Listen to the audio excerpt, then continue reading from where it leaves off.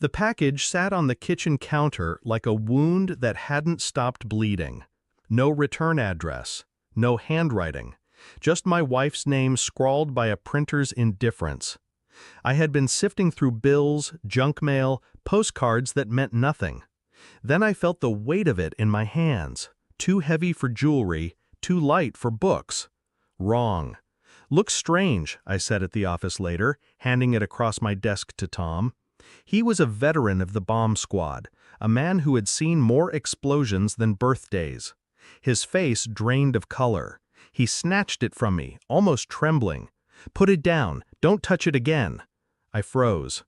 "Get your family out, now. Call the police. Tell them hazmat, not explosives. Just trust me."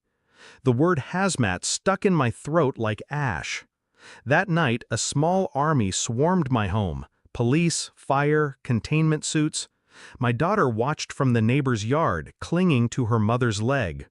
My wife's face was pale, her eyes darting too much. Inside the package, there wasn't a bomb. There was something far worse. The officer pulled me aside. His gloves were still powdered white. He didn't speak at first, just showed me the contents laid out in a sealed bag.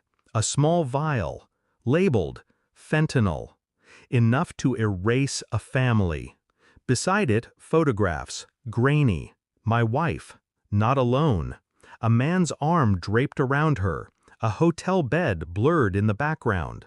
The officer spoke carefully, like handling glass. "This wasn't meant for you. Whoever sent it wanted her silenced." My throat tightened, but not from fear. Something colder pressed against my chest. Betrayal doesn't scream, it doesn't shout. It seeps in, steady, until you drown. My wife cried, of course. Denial, confusion, the performance of innocence. She clung to me. "Someone's framing me. Please, you believe me, don't you?" I nodded once, mechanical. Inside, silence turned sharp. I became an actor in my own home. The husband who cooked, who kissed her cheek, who asked about her day.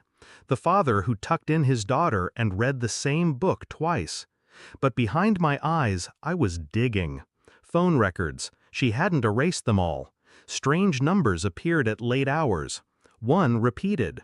Receipts. Hotel charges billed to a card I never knew she had. I told her I loved her, then drove alone at night, following the trail she didn't know she left behind. I watched her one Friday afternoon.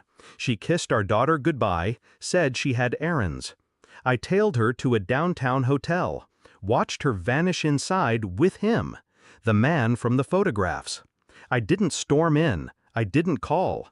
I watched, and every minute the quiet inside me grew sharper. The DNA results arrived 2 weeks later. I had swabbed our daughter's cheek when she slept, the softness of her breath making me ache. Then my own. Then sent them away, my hand steady even as my stomach turned. The envelope was thin. Truth always is. She wasn't mine. I sat across from my wife at dinner that night. She laughed at something our daughter said, wiped her chin with a napkin, oblivious.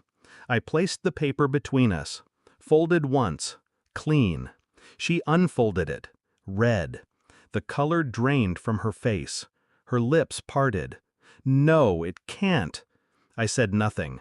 Her hands shook. She reached for me, but I didn't move. The silence was the weapon, and she felt its edge. The next morning I packed a bag, just mine. She stood in the doorway, eyes swollen from crying all night. "You can't just leave. She needs you." "I need you." I turned, calm. "You made sure she'd never be mine." Her knees buckled against the frame. She slid down, clutching at air, sobbing. I walked past her, out the door.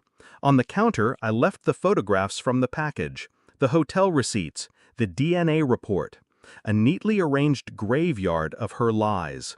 No yelling, no slamming doors, just truth, sharpened and laid bare.